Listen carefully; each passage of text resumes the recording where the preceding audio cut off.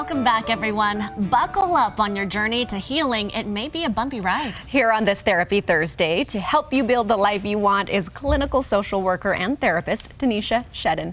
We're so happy that you are here. We love the theme of this conversation, building the life we want. Okay, healing. Yeah.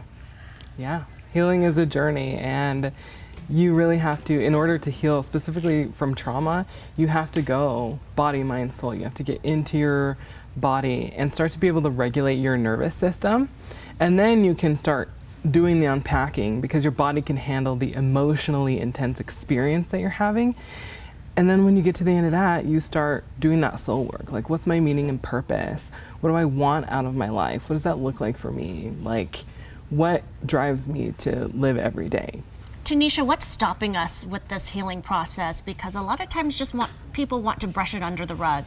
How do you get started in that healing process? Yeah, I think a lot of people have so much fear around overcoming the big rocks, right? Like, we want to bury them, we want to push them down, we just want to move on.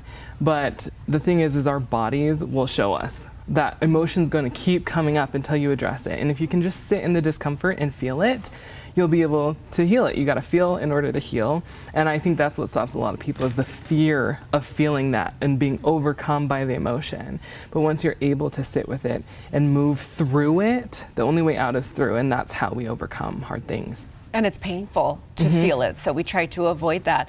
Something that you said just really stuck out to me. You said the nervous system, we have to heal first before we can begin to unpack. Because I think sometimes we don't know that. We keep trying to regulate it ourselves. It's not working. We don't know how, so we can't get to that end goal. How do we start there?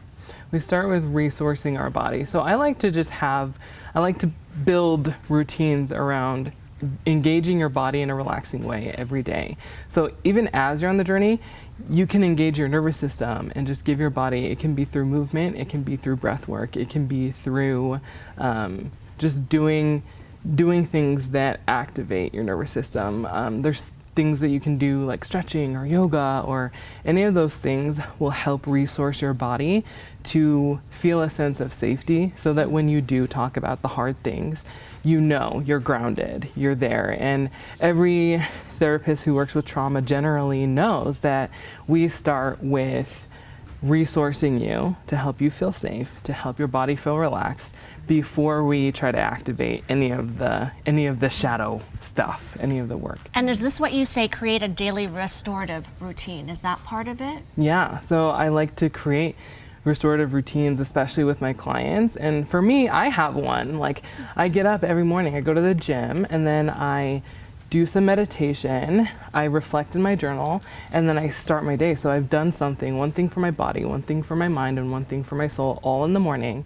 And I like to use the rule of 15s, 15 minutes for each thing, just to start. If you can't get yourself to do it, you can even go down to 5 minutes of movement, 5 minutes of meditation, and things like that. But I like to choose things that work in someone's life. I'm learning a lot from you right now, because I think that I get trapped into thinking it's all mental. I hold the key mentally. I need to change my mindset. And while that's important, you've talked a lot about being physical, fixing the nervous system, or helping your nervous system through being physical, through breathing. It's also integral.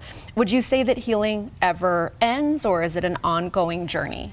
I think it's a cycle. I think we overcome things, and then we reach, the end of that, and then we have something new, and then we do it again. And I think it is an ongoing thing, and I think that's okay.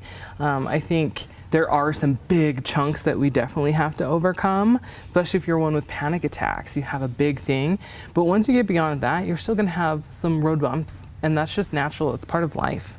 And so the goal is creating the life you want, is what you say. And are we being intentional? Are we writing this down? What does that mean to you, creating the life you want? Yeah, creating the life you want, really.